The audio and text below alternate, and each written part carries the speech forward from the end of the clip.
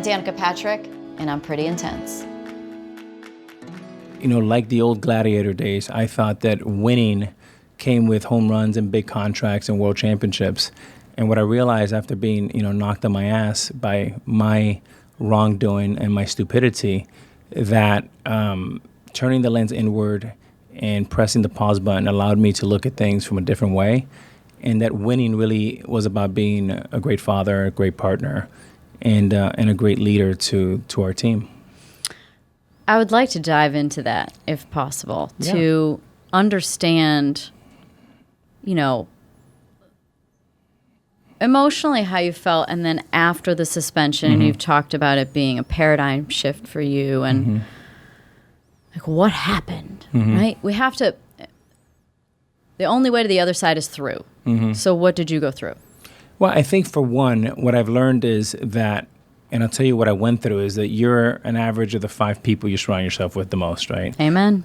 And what I realized is every time I screwed up in a big way, I did it by myself. Anytime I did anything that meant anything, I did it with great people around me. And, you find yourself in a situation and you make mistakes, and then how you handle that mistakes makes it that much worse. So I made a mistake, and then I doubled down and wasn't clear about my message, and really didn't have the tools to even communicate what I was going through at the time. And at some point, I'll get a chance to talk about everything, maybe in detail, maybe not. But the big picture that I'm ready to tell you here is that I made mistakes. I doubled down, and as a result of that, I served the longest suspension in Major League Baseball history for PED use. And while I was hoping it was a 50-game suspension like the other, 15 or so guys, it was 211 for the same penalty.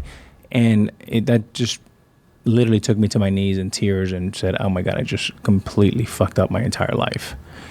And you think you weren't going to play again? Oh, 100%. I knew baseball was done. It was the darkest time of my entire life.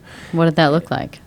I remember when I got the call and 211 got reduced to 162, which is our entire season in baseball. And when Tony Clark from the union called, I went down to one knee, 2 knees in my home in Miami Beach. I was there by myself. I was waiting for that call that you never want to get. And it rang 3 times, and I picked up the phone and I said hello. And we were on the phone for 2 minutes, and it felt like 2 hours. And Tony says, Alex is 162. And immediately, the minute he said that, I had tears coming out my eyes. And I went down to my knees, and just oh my God, it's over. What have I done to myself? And at that point, I was still kind of in denial. It's his fault. Is this fault? It's not, Do you think that was part of the problem? That you were in denial about it? That was the entire problem. About who was responsible for it, really? All of it. All of it, the answer is yes, it was my fault in every way. And that's what I've learned.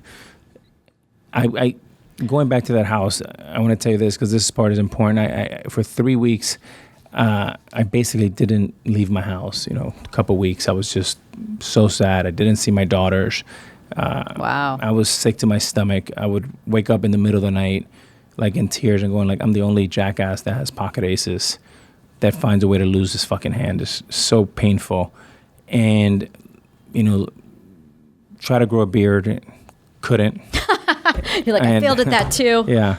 And then that's it. The entire year allowed me to put a plan together to come back. So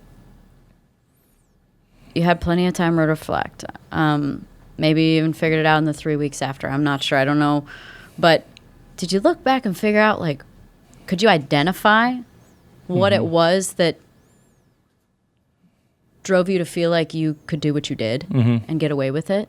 Or that you should do it, or you needed to do it? Or were you able to, nail down what personality trait or what pattern you were repeating that you had to escape?